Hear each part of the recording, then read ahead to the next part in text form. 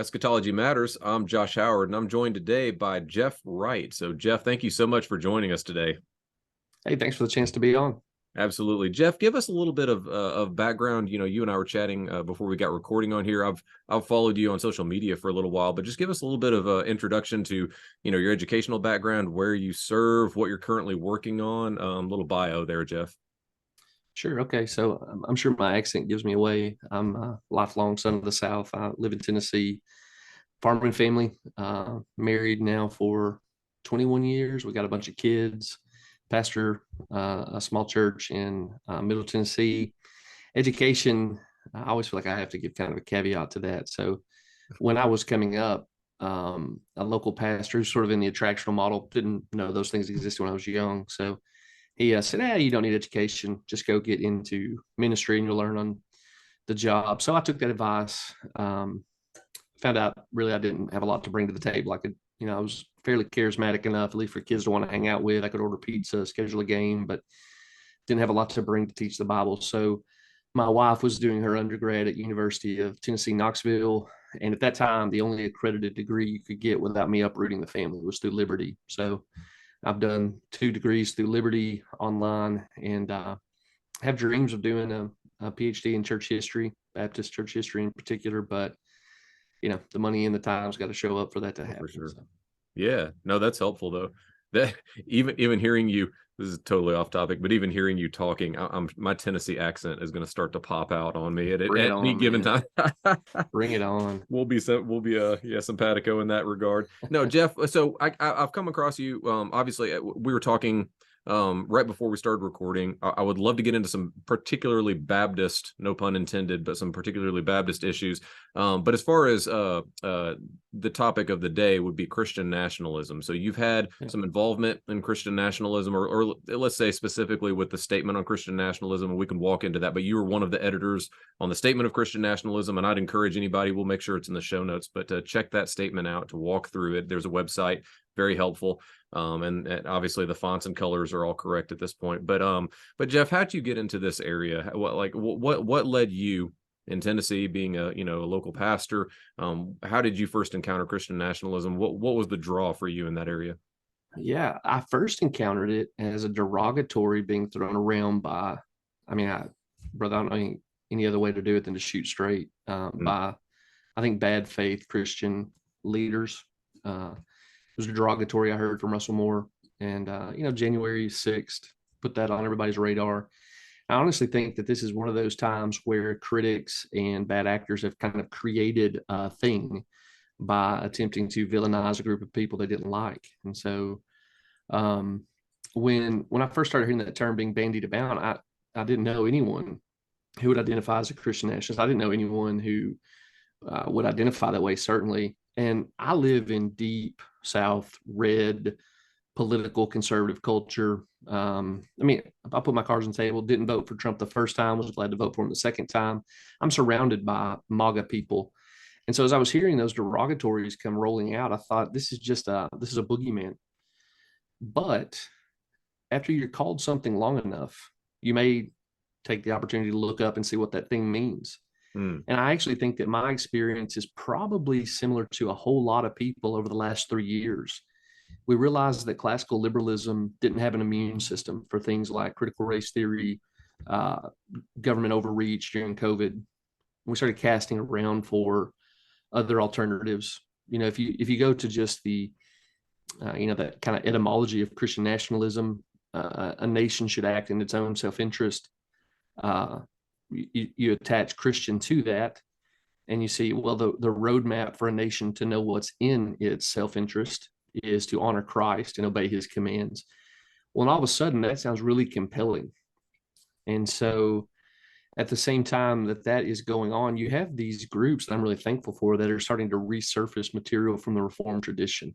And you start realizing that our forefathers in the tradition answered a lot of these questions. So Canon Press put Lex Rex back in print. Stephen Wolfe obviously is starting to do a lot of resourcement work. And as you read along in the conversation, again, it's not hard to connect the dots between what we all confess fundamentally as Christians. Christ is Lord. and what you want for your neighbors. Hmm. I'm called to love my neighbors, and I'm called to seek to see them obey everything Christ has commanded. Hmm. Well, that applies to all aspects of life. It's going to have ramifications for what we call politics, civic life. And so my political background is I was a Ron Paul libertarian. Still very thankful for Dr. Paul. But again, I started seeing classical liberalism didn't have answers. The Reformed tradition had some really compelling answers. And I eventually decided that probably the best thing I could do is adopt a derogatory, because what they were assigning to me, I feel like with my positions, I'm free to define them as I see fit. And so if I can take the terminology, define it according to what I found in the Reformed tradition through some good helps that other people were publishing, I was happy to do so. And at this point, that I don't want to reduce Christian nationalism down to just a civic theory, because I think it's just applied Christianity. But I'm happy to stand there as sort of saying, I think this is the best civic way forward. Okay. No, that's helpful, Jeff. And I want to push in kind of on two things you were just mentioning. So number one, you have a matter of definition, which I'm going to save that one for a minute, because you're starting to kind of describe and suss out some of those details. And again, there's a whole statement you were a part of that wrote on this. So obviously there's a lot of definition. There's a lot of work that went into that. And there's also the necessary not disqualifiers, but the kind of caveats of this is not what this is. This is what this is. This is not what this is. So it's more than just like a little small section, but working toward that definition. As I said, I want to touch back on that, but also I know a lot of the pushback against Christian nationalism. So you mentioned, January 6th, a lot of the the big truck with the MAGA flag flying off the back of it, like that's the specter, especially the secular media has often painted of Christian nationalism. So why not just wash your hands of it and make a new term? Like why try to preserve or maybe redefine or even maybe just define for the first time something that has a lot of negative connotations? Because I've got my own thoughts on that, and I know you and I both as pastors were probably thinking back to the early church and thinking how even the term Christian was a derogatory label placed on the church by those outside, and there was no Baptist term. right. Okay, there. Yeah, walk us into that, Jeff. Yeah. So I mean, what you just said is right, and that I think that was an answer I came to later, that ultimately the right move rhetorically. I teach rhetoric. I think in the public arena it's often very profitable for people who are being hit with derogatories to say no, we're happy to take that label, and it to take a bullet out of a gun. But I think that ultimately what's going on there with that question is one of the primary ones that has to be answered by people in my camp. The secular media, again, evangelical quote unquote leaders have done a good job of kind of painting that with a negative brush. Right. So I'm very sympathetic to people like, man, can you come up with a different term? For my part, if I were specifically to describe my political position, I'm closer to like a general equity theonomist from the 1689. That's actually more specifically who I am. But I actually think Christian nationalism is sort of a tent that several different people can fit in under. Stephen Wolfe, who wrote on that, he's not going to describe himself in those terms. Andrew Isker, not going to describe himself in that term. He wrote with Andrew Torba another book on that topic. Here's really what it comes down to for me. The people who are using Christian nationalism as a derogatory are going to do that with whatever other term I adopt. Okay. It's going to immediately become a synonym for Christian nationalism. So I have a friend who tossed around Christian republicanism. That's a little bit more cumbersome, I think, on my mind. But let's say we adopt that and we say, you know what, too loaded of a term. We're going to retreat away from that. You and I both know, everybody watching this knows, immediately those same people are going to say, well, they're trying to hide who they are. This is not, they're trying to be, this is an act of subterfuge, that they're just those stinking Christian nationalists, and they're trying to rebrand and sneak it past you. And so I think the best thing I can do is say, if you're going to use that as a tool, I'm just going to go ahead and own it, and let's just cut to the chase and have the argument. Does that make sense? Okay. Yeah, no, that makes sense. And you describing it as kind of a big tent. So, because this is one question I think a lot of people have, is how does this play in with other issues of theonomy, theocracy, ecclesiocracy for a lot of people? But when you think of Christian nationalism, then how would you define Christian nationalism that would separate it from those things? Because if I'm hearing you right, you're saying it's kind of like a big tent concept. And then underneath those, you might see things like theonomy or general equity theonomy, as you mentioned. But like, what would be the differentiation there in your mind, Jeff? Like, what would be the Christian nationalism part from which those other things come? Yeah. So and again, maybe I should be careful here because I don't want to speak on behalf of everyone who contributed to the statement. Okay. I'm not, we haven't had this conversation explicitly, but there's different routes in to the topic. Okay. And so for me, when I talk about Christian nationalism, I think it's right back where I first started talking about. I want to go pretty big tent, and I want to say it is right and good for a nation to act in its own self-interest. Okay. And I want to say that I think it's a good idea. It's the only safe way forward to explicitly honor Christ as a nation. Okay. Because that it's not just common grace. Common grace is best expressed through, God's moral law revealed in Scripture. But there is a practical kind of wisdom to honoring Christ, right? I mean, it's not an assured route to prosperity, but honoring the Creator just kind of tends to go well when you're going with the flow of creation. But then explicitly, I looked at text. Psalm 2 was a huge a huge epiphany for me, that there God looks at the nations without qualification and says, kiss the Son, right? And so what does it mean for a nation to kiss the Son? I think there's lots of different people who will define that in different ways. But what I think the text is crystal clear about is that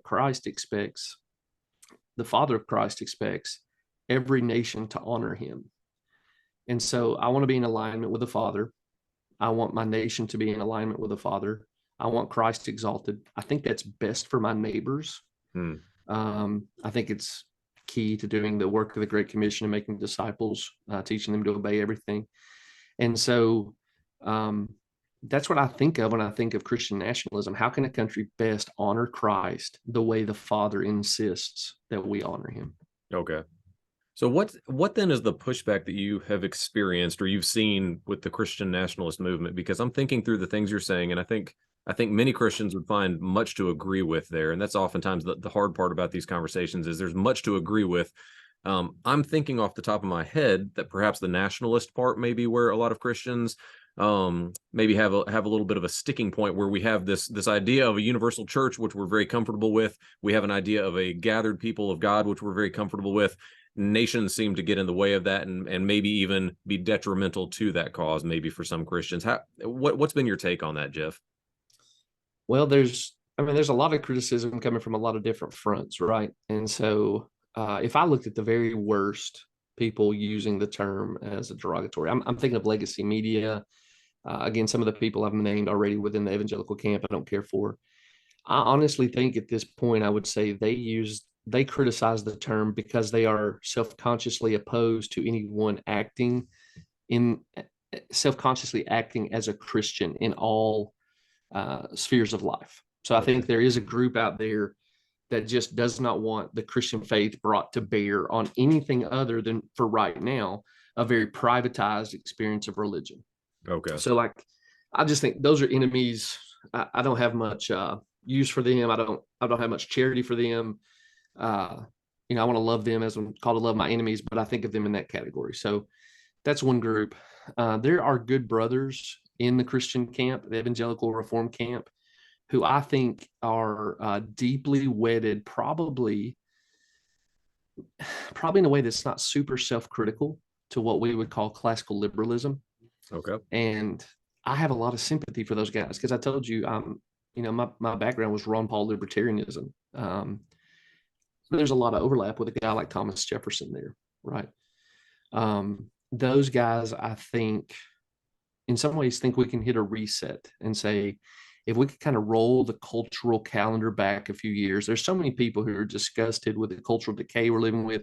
Let's roll it back a decade or so and just, run the playback. And I don't think the ones that I'm reading that I consider good brothers, I don't think they've really come to grips with what the COVID, whatever you want to call that, said about our government's willingness to overextend its authority. Hmm. And I don't think they've really come to grips with what the embrace of critical race theory has said about the discipleship of the church and our ability to think critically. Okay. And I mean, I'm a private school classical Christian education advocate. I don't think they've come to grips with what the government school system has done to the intellectual and ethical caliber of our neighbors. Hmm. And so I kind of think they don't realize how ruined the ruins are, Okay. particularly if you're someone who lives like I do, where we still have some really good things in comparison to what we see on TV. And most of the kids in the government school system where I live are going to someone's classroom. Almost all of them really are going to someone's classroom who goes to church on Sunday, Hmm. who has good things to say about Christ. Now, they can't really do much with that in the classroom, but that's still where they're going. And I think some of my brothers are just kind of tricked into thinking things aren't as bad as they really are. Right. And then I think there's another group that is very concerned that we not provoke our neighbors who we're called to love and who we're called to give a witness to. We're not going to provoke them by using terminology they're predisposed to dislike. Okay. And so again, there's some bad actors out there. I see them in the minority. They're good brothers and sisters who I think this is a methodological issue. I'm very charitable and I have a sense of fraternal, love for them. And then there's some others who I wish I could, I really wish I could kind of click the light on for them and say, our founders knew that a republic like ours required of people who are morally well informed. Hmm. And we live for multiple generations now where our institutions and society are deforming people morally. Hmm. C.S. Lewis says it's not the person making progress who stays on one path. The guy who makes progress, if he finds out he's doing something wrong, is the one who turns back soonest. Hmm. And so I want to say to that group, it's time to turn back. Turn back, see what we've abandoned, see where we've been negligent of honoring Christ, Right. and try to do that better. So Okay. that's long. I'm not sure if I've even answered your question there, but maybe I answered a chunk. What did I leave unaddressed? No, it's helpful what you're walking through, because during this conversation, I get the sense, and I'm trying to remember if I think it was Aaron Wren that talked about negative world and kind of that progression into negative world. I think for a lot of Christians, they're in various stages of those final two stages. It's either, the neutral world or the negative world. Many of us still have this conception that we're in the neutral world. We're in essence experiencing the blessings of what's come before, whether we recognize those things or not, whether we vocalize those things or not. But like you were just talking about within your school, good Christian teachers, maybe they can't preach from the Bible, but they can certainly counsel your children in a godly way. So you're still experiencing those things, as opposed to many Christians, I think, are confronting the negative world, where it's not just actively seeking to catechize and teach against Christ, but it's also persecuting those who, kind of stand against that flow. That's just kind of in the back of my head. I mean, I couldn't agree with that more. In fact, where I'm at, again, Deep South context, there's a small university in our town. And so our church has taken pains to take a look at Wren's framework there. And what I've told my church is we live in a place where all three worlds exist simultaneously. There's still, I mean, again, these are things I'm deeply thankful for. There is a cultural Christianity that it's good for my neighbors. I grew up in a family where not everyone professes faith in Christ, but honestly, no one in my family would dare say a negative word about Christ, even those who don't believe. I thank God for that. I don't despise that. So that part of positive world is still around. There are people who we do business with Christians because they're Christians. We think it's a better, a bet for return on your investment. Neutral world is moving into my zip code all day long because they're fleeing California, they're fleeing New York. They don't necessarily know why they're running away from the craziness, but they know it's crazy and they want to go to a place where it's not as crazy. I think that's the right mission field, because I want them to say, you're looking for Christ and the order he brings to reality. So neutral world is here. And then with the university in particular, there's a lot of negative world elements where people see Christianity as a net negative for society.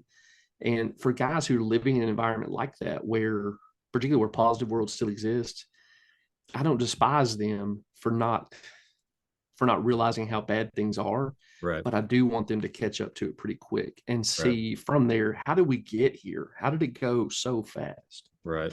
No, I'm glad you brought up. So I was making a note of cultural Christianity because I think, again, you and I both pastoring local congregations. I've often said very harsh things about cultural Christianity, nominal Christianity, right? Like, no Me one too. wants to see someone, yeah, no one wants to see somebody running around claiming the name of Christ, and yet their heart is far from him. They're unregenerate, and yet they're somehow, they're comfortable being lost in their sins and trespasses, claiming the name of Christ that they do not know. So nobody wants that. I've seen a lot of the pushback seems to be in that realm of, well, Christian nationalism or any sort of theonomic outlook at all, the law of God in society, the recognition of Christ as Lord over society, it's going to inevitably lead to this cultural or nominal Christendom or Christianity. I'll stay away from the Christendom word, but yeah, it's gonna produce that thing which we hate, and I think that for many of us as Christians, we find a lot to sympathize with that because we don't want to create cultural Christianity. I just saw Joe Rigney was talking with Tom Askell, and they were getting into a little bit of that conversation of the cultural Christianity, and Jeff, maybe you can speak to this from your perspective, but that the cultural Christianity, the nominal Christianity, is always a byproduct. That's the wreckage that comes off of the true Christianity. So you don't have the one without the other, but the cultural nominal aspect will always be there. Really, the only question we're asking is, will there be cultural Christianity or will there be cultural paganism? Because there's always going to be those who do not subscribe, who do not truly believe, yet they're just kind of going along with the flow. The question we're asking, though, is what do you want at the core? What is driving the boat, so to speak? Is that kind of your take on that? That's so well said. In fact, I was having a conversation with a good buddy of mine today over breakfast about this very topic. Uh, Again, Deep South. I've spent a lot of time trying to convince people they aren't saved so that I Right. can give them the gospel that would save them. Absolutely. Right. Yep. So I don't want a wooden false sense of comfort that comes from having a grandfather who was a preacher. Right. Right. So, right. But what you just said is really the key to that, the understanding of why I'm positive about cultural Christianity. Again, I'm called to love my neighbor, and I'm a Calvinist. God is going to save people. He's not going to save everyone. Jesus believed there will be people in hell. So, Mm. what is the best possible environment for my unsaved neighbor to live in? Right. And I would also say, what's the one that gives him access to the means by which, humanly speaking, we see that God is pleased to use to save? Right. So I have a young lady in my church who, just a wonderful testimony. She grew up in a Wiccan household, um, and had Christian grandparents. So she grew up in this pagan environment. Her most intimate relationships are forming her in a pagan way. Mm. She would go to her grandparents and they would try to evangelize her. They would try to expose her to the gospel. So who do I want my lost neighbor? Whose household do I want my lost neighbor living in? The Wiccan or the Christian who maybe prayed a sinner's prayer and it was inauthentic conversion, Right. or is a sincere believer who's poorly discipled? Well, it became clear to me that I want the person who has some access to a Christian worldview, Christian categories of Right. belief, particularly that Jesus Christ is to be honored. Someone who has had access to hear the authentic gospel. Can those things harden? Absolutely, they can harden. Can people be self-deceived? Absolutely.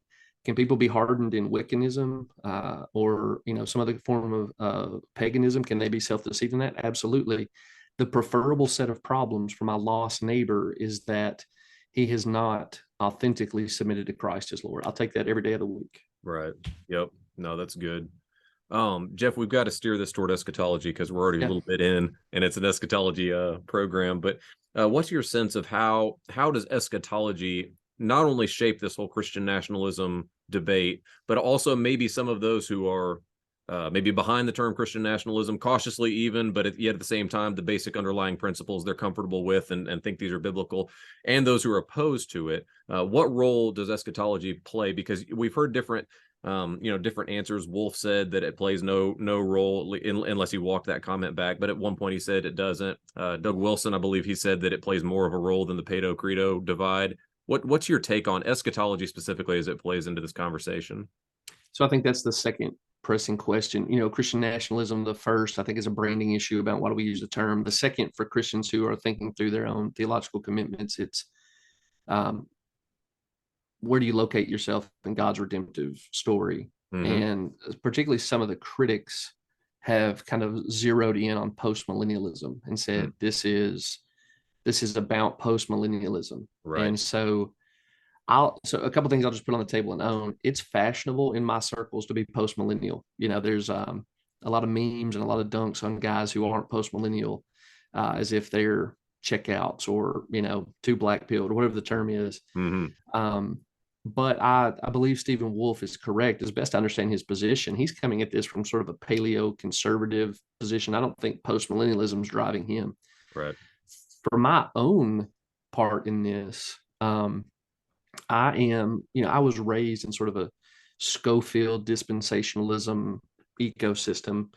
That's mother's milk to me. Like when I hear the news, it's hard for me not to still be dispensationalist. It's just kind of codified in who I am. But I saw you having Kim Riddlebarger on several years ago. His book Case for Amillennialism really convinced me to embrace amillennialism. And you find out later that Bavinck is pretty powerful on that front too. Right. So I'm an Amil guy. I pay attention to the preterists. For me, when you think about eschatology, I'm still kind of the big tent guy. I'm going to big tent issues. Christ is reigning. We're in the eschaton. The Son of God is risen from the dead and reigning. What would he have us to do? And so, I believe the millennium is upon us. I believe Satan is restrained, and that's why the nations aren't deceived and the gospel moves forward empowered. I don't expect things to increasingly get better until the kingdom of God is realized on earth. I don't expect that. Would I be happy for that to be the case? For sure. But within an Amil framework, you read that Bavinck quote. Bavinck kind of summarizes the position by saying that there's going to be this great apostasy, and it's kind of a downward, it's sort of a negative summary. But in the midst of that, Amil guys see that there's always sort of the rise of the kingdom of Christ, and there'll be this competing rise, attempted rise of the kingdom of Satan. And so as a guy who's alive in this nation, in this day, who sees the resources that Christ has blessed our nation with, what do I want for my church, for my kids, for my neighbors? Well, I want us to have the very best that we can have under Christ, and I want Christ to get maximum honor. And so for me, when I think about Christian nationalism, eschatology matters to me, but it's not at the point of the spear. My angle on it is discipleship, and seeing Christ honored. So I would say all that to kind of get to this. I think a dispensationalist should want Christian nationalism for a check against the forces of godlessness that they see operating in human history. I think an Amil guy like me should say, as far as it depends on me and the stewardship of my time, not knowing ultimately where God would have us in the final playing out of his millennial reign, I want to do everything I can to honor Christ and see my nation honor Christ for the good of my neighbor and for the glory of Christ. And, the post-mill guys are going to do what the post-mill guys are going to do because they think that's where we're heading. Right. No, that's helpful, Jeff. I'm thinking through what you're saying, because that's really helpful to know kind of where you're coming from. There's lots of different swaths within post-mill and within Amil, right? Like you can find a lot of different guys, and it's not even helpful just to say, well, there's optimistic Amils and et cetera. Like there's a lot of different takes from within both camps. I've wondered how much of this, I'm specifically speaking about Christian nationalism. That's been especially the statement that you've been involved with being the editor of, but even with Doug Wilson's Mere Christendom project and others that are out there speaking right now. I've wondered to what extent eschatology plays in, well, I'll just throw it out there. Essentially, I wonder if people's eschatology inhibits them from grasping something like this because they don't actually think it's achievable. And what I mean by that is, when you're speaking of this, you're speaking of, and I haven't even heard from you of something like, some global phenomenon. You're speaking of the nation in which I live. We want to direct it to Christ. We want to honor Christ as Lord in this nation because this is where I am, if I'm hearing you correctly. And so if I'm thinking of that, I think for a lot of Christians, they just don't see that as a tangible object. So whether or not that's I think that is an eschatological outlook, whether they recognize it as one or not. But I get that sense from a lot of Christians that that's not going to happen. Why even discuss it then? Have you encountered that? Oh, yeah, for sure. And again, I'll say in my circles, it's fashionable to assign that to dispensationalists, that you're just sitting in a basket somewhere. It's like this eschatological Benedict option. We're all going down. Can we save a few acres for me and mine to ride it out as long as we can. Hmm. But I don't despise my dispensational background. I learned to love Christ from that. I learned to have a high view of the word through that. And thankfully, I just, a guy like John MacArthur who will say things like, "We lose down here," right? Yeah. I'm not with that brother. But when I see him say something like that, I also realize he's building seminaries, he's building schools, he's Right. involved in lots of discipleship endeavors that, I mean, he acts maybe inconsistent with that idea, but he's trying to pass the faith on to coming Right. generations. And so I don't want to just say, well, the Dispies are checked out, they don't want to do anything. I think the best in their camp are doing some really good stuff.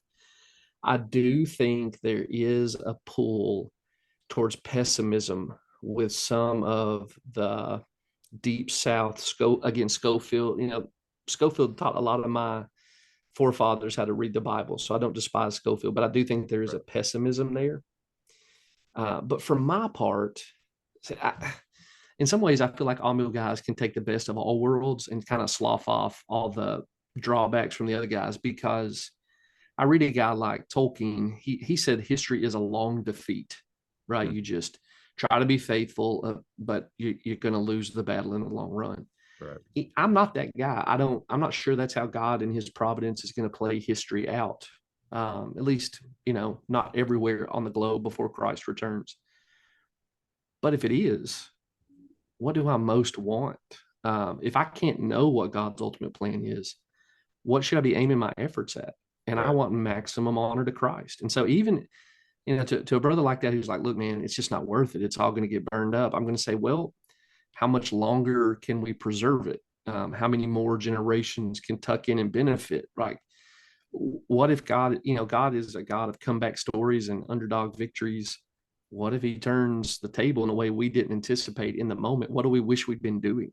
Right. Right.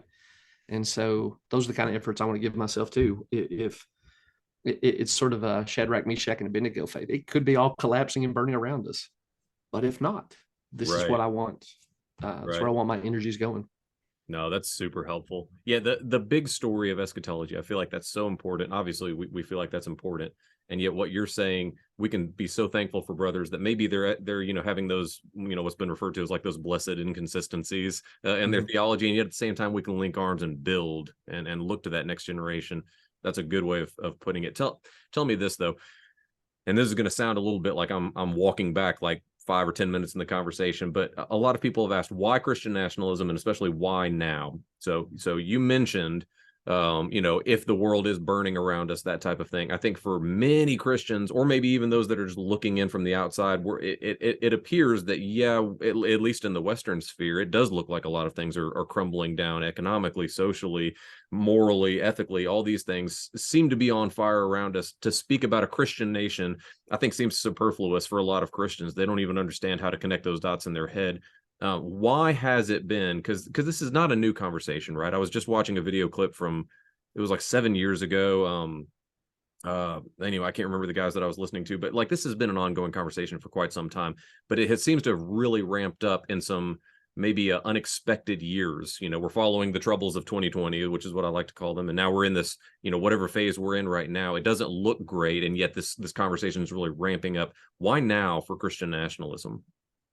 Well, I think I have to own that it's been a crisis set of years. It's not quite a decade yet, but we've been in a crisis moment historically.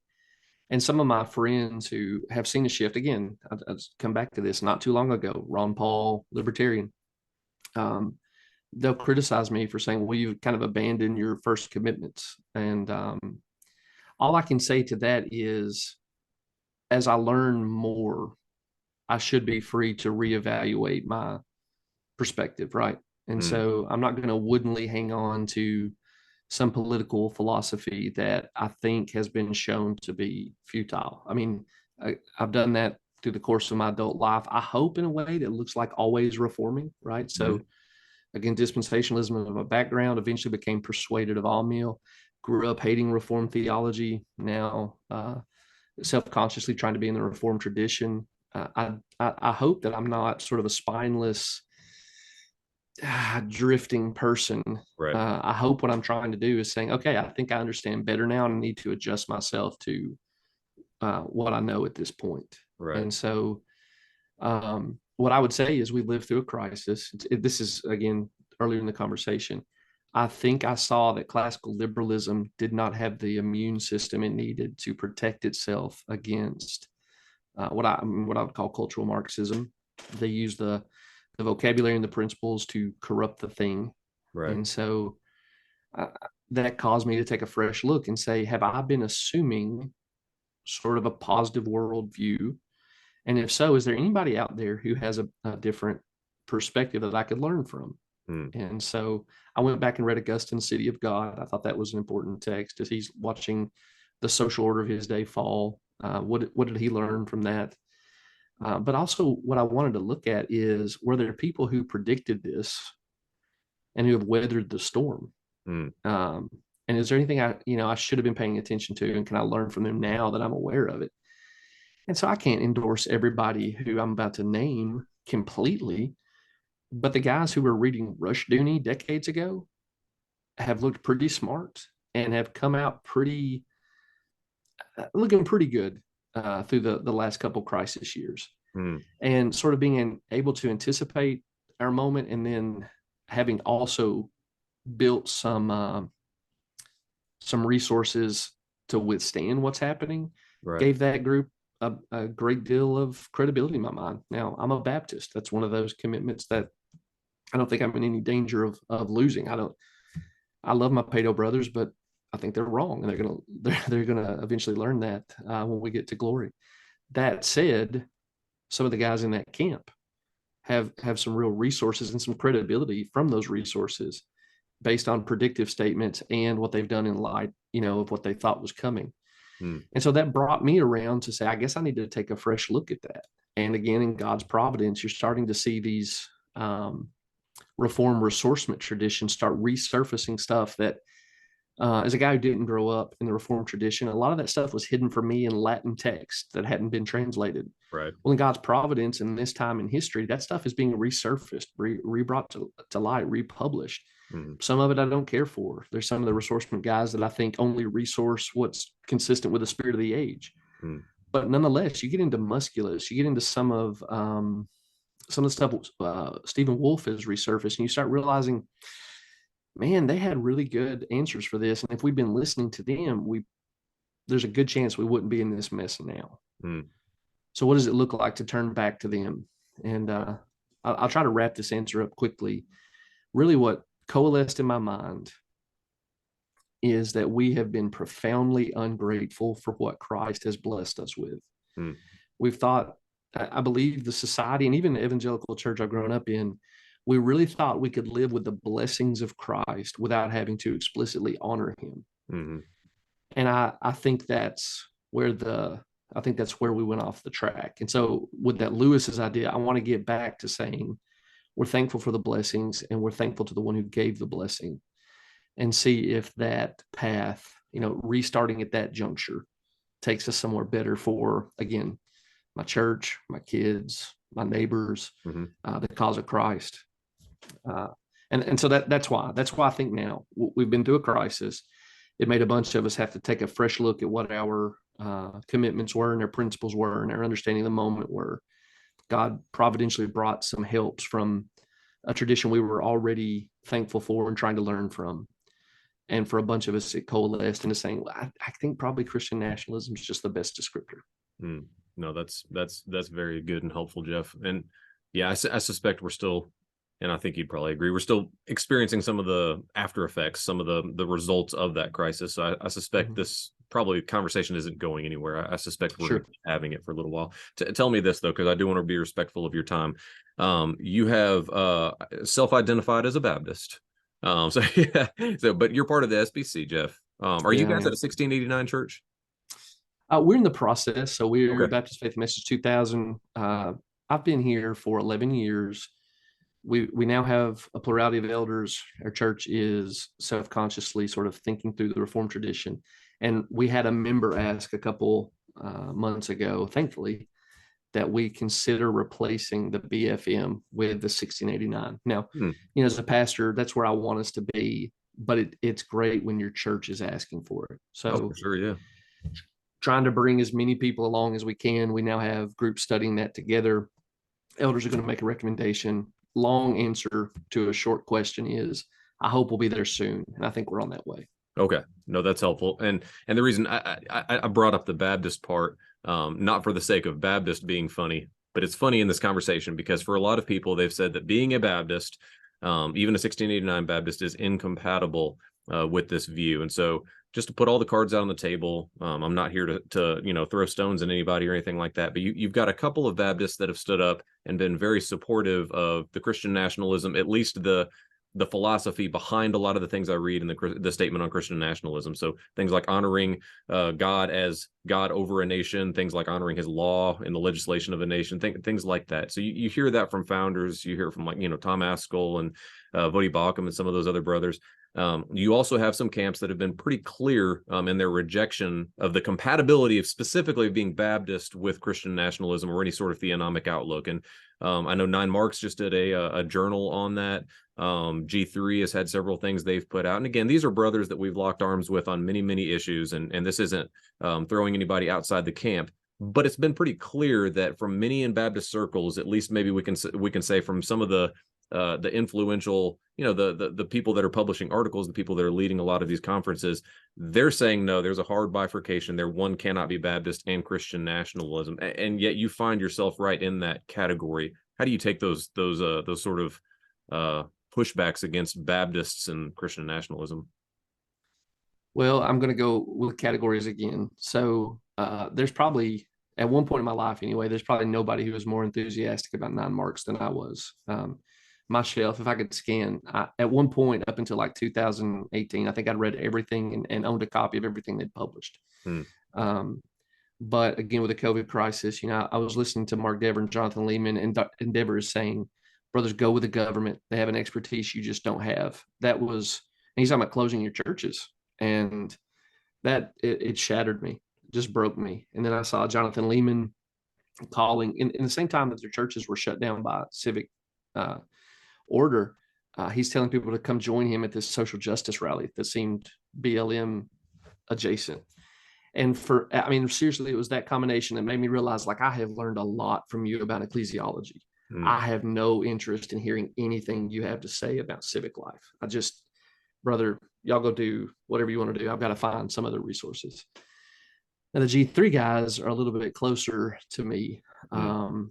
And I've been incredibly discouraged by the lack of conversation with them has went.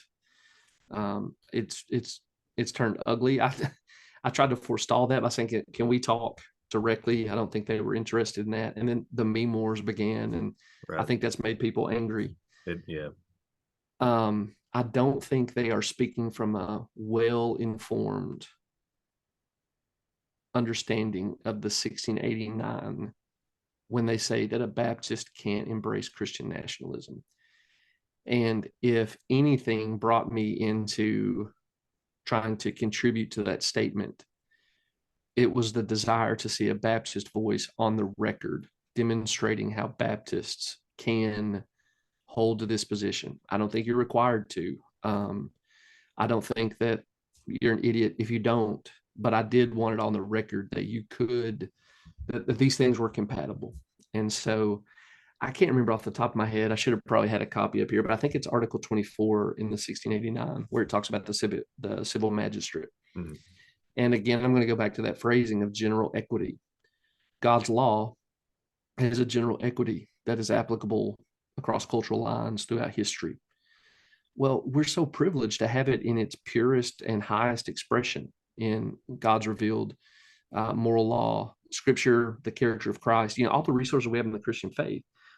We're actually in a position to say, this is what the general equity is pointing to. Here's the clear statement about it. And so I'm not looking for an eradication of distinction between church and state, but I am looking for a church that is informing the state about what evil is, because God required the state to restrain evil. And I don't think the state, I don't believe in a secular state. I don't think the secular divide is helpful.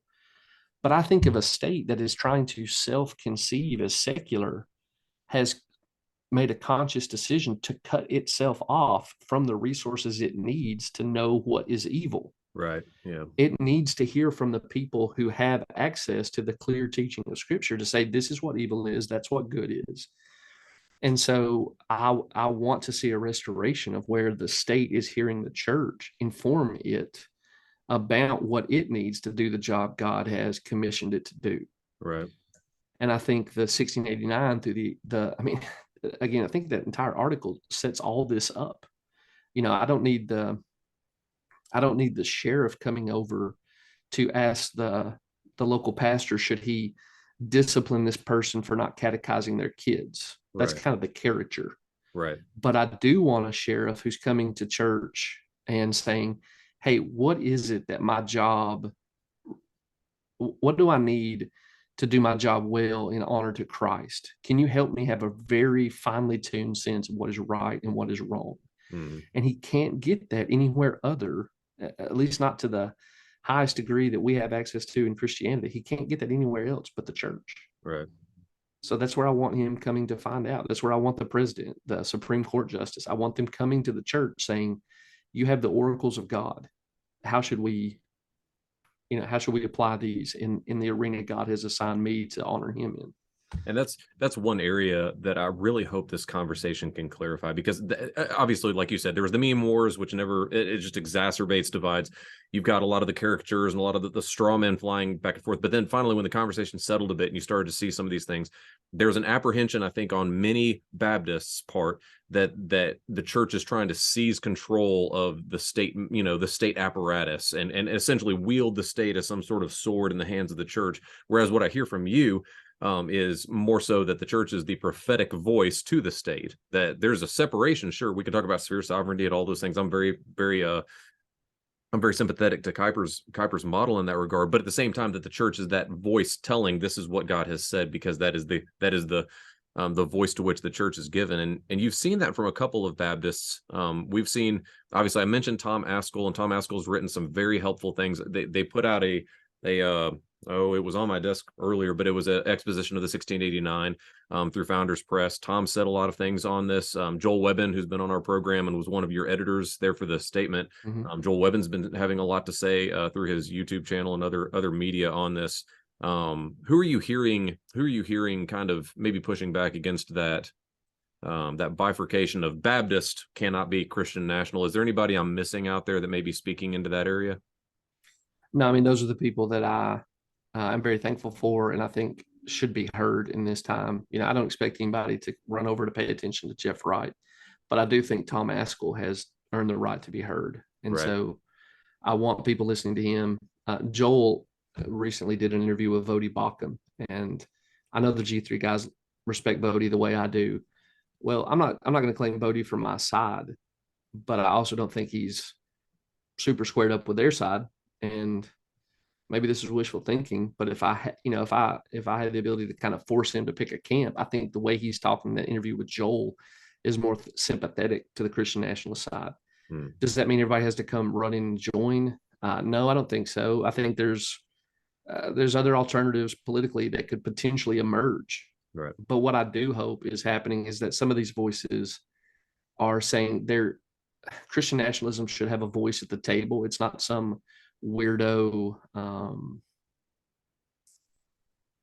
It's not inauthentic to the tradition, and it has some insights that are helpful. I think that would be a win if we could get it just a voice at the table in the conversation. What should faithfulness look like in this moment? And I think guys like Tom, Vodi, are guys who can put a stake in the ground and say, neither one of them I think are full-blown Christian nationalists. But Tom has said some things like, well, depending on how you define it, I can't get away from the term. That's where I'm coming from. I just decided to go ahead and define it and own it. I do hope that people will hear those brothers and say, yeah, it's kind of, it's credible. It's credible. Maybe I ought to pay attention. And for the person that you're describing who's watching this kind of play out and wondering what helps there are, I would specifically direct them to the sphere sovereignty section of that statement. Christian nationalism is doing really in the sphere of civic authority what the church is already doing with authorities in the home, right? Who do we want telling a dad how to shape the moral imagination of his children. We want the church doing that. Who's going to hold that dad accountable if the dad is not caring for his family well? The church is going to do that, right? I mean, who's shaping the church members' moral framework? Lord willing, it's the church, right? Who's going to hold them accountable if they don't walk with the Lord in the way that honors him? Well, the church is going to do that. And so if you see God's pattern for the authority structure of the home, the authority structure of the church, it makes sense that he has something comparable, at least in my mind, something comparable for the state. Right. There's distinction, there's checks and balances, but it doesn't surprise me that in a sort of a sphere sovereignty model that I find highly credible, you're going to see the church having some role to engage with the state in. And I'm hoping brothers like Tom, Bodie, in some small way, our own efforts, are saying, yeah, this is reasonable. It's a valid Christian option. Yeah. And coming out of 2020, so many churches, so many leaders, so many pastors, so many Christians, the rank and file Christians, we had to deal with conceptions of church state, sphere sovereignty. And like you said, if there is a retrieval and you don't have to, buy Kuiper wholesale, right? But still some conception of biblical sphere sovereignty and how those things work out in this world, that would be a humongous win. I had on my notes, Jeff, I wanted to ask you about the SBC, how things are going. We might have to save that for another chat. But brother, where can people keep up with you? Obviously, you're on the Twitter machine, but where are you active? Where can people follow you, and what do you got going on right now? Yeah, well, the SBC is an actual high priority concern for me, and so I would, if anybody's interested in that, I would say just stay in the fight. Institutions matter. The SBC has a lot of institutions. We can't hand it over without a fight to people who don't have the best interests of the Christian faith in mind. So that is something I'm giving a lot of my attention to. It's not going well, but like I've said here already, I believe God sometimes come from behind victories, and I'm hoping for one of those. I'm on Twitter, merely J Wright. You can find me on there pretty easily. I've had multiple people tell me I'm nicer in real life than I am on Twitter. I'm not trying to be a jerk on Twitter, but I do want to try to speak as clearly as I can morally. Sure.